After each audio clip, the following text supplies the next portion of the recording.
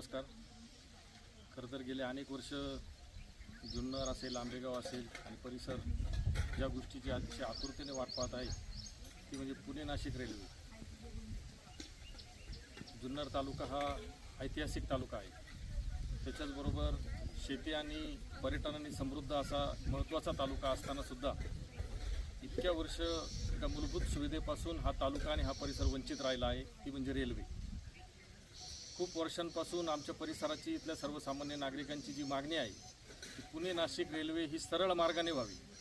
म्हणजे चाकण, राजगुरुनगर, मंचर, नारायणगाव, आळेफाटा, संगमनेर या मार्गे नाशिकचा हा रेल्वेचा ट्रॅक असावा अशी इथल्या सर्वसामान्य नागरिकांची गेल्या अनेक वर्षाची मागणी आहे. परंतु सर्वेक्षण झालं, बैठका झाल्या, आश्वासनं मिळाली, परंतु रेल्वे ही कागदावरच राहिली.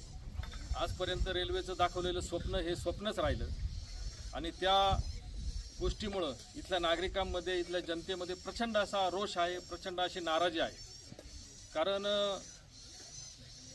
आजपर्यंत जो काही विकासाला हानिकारक घटक ठरलेला आहे तो म्हणजे या पुणे नाशिक रस्त्यावरचं ट्रॅफिक.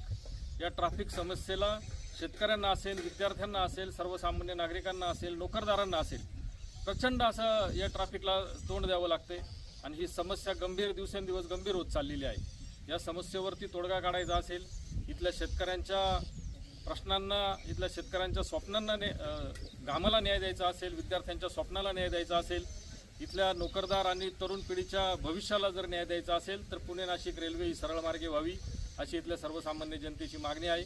आणि या मागणीसाठी येत्या 9 ऑगस्टला क्रांतिदिनी नारायणगाव या ठिकाणी फार मोठं जनआंदोलन त्या ठिकाणी उभं राहत आहे. सर्वपक्षीय जनआंदोलन त्या ठिकाणी होत आहे. मी तर म्हणेन हा सर्वपक्षीय लढा नसून सर्वसामान्य जनतेचा, त्यांच्या हक्कासाठी आणि न्यायासाठीचा लढा आहे.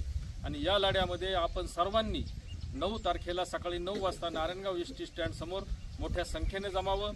आपल्या हक्कासाठी, आपल्या न्यायासाठी आपण त्या ठिकाणी एकत्र यायचं आहे अशी मी सर्वांना या निमित्तानं विनंती करतो. जय शिवराय.